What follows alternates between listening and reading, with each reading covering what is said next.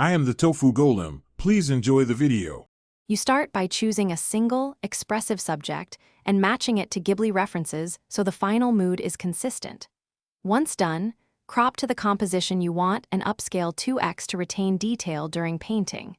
Make a duplicate base layer and paint a rough mask for background separation, because separating subject from sky and foreground saves time later. Also export a reference strip of colors from the Ghibli images. You will sample these to guide hue, saturation, and the soft palette you want to emulate.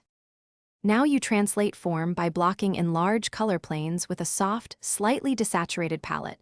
This gives that warm, nostalgic Ghibli base. Then refine edges with thin line work or a subtle ink layer to suggest hand-drawn outlines. Use textured brushes so lines vary. Add cell-style shading on a separate multiply layer and use overlay for warm rim light. Make sure to keep shadows soft, not harsh. Finally, introduce atmospheric haze and a gentle gradient to push depth, because Ghibli often relies on layered light to sell distance. You finish by unifying the image with global color grading, gentle curve S-shape, a tuned LUT for warmth, and 3% grain to mimic film texture. Once satisfied, save a layered PSD for edits and export a flattened PNG or JPEG at final resolution plus a web-optimized copy.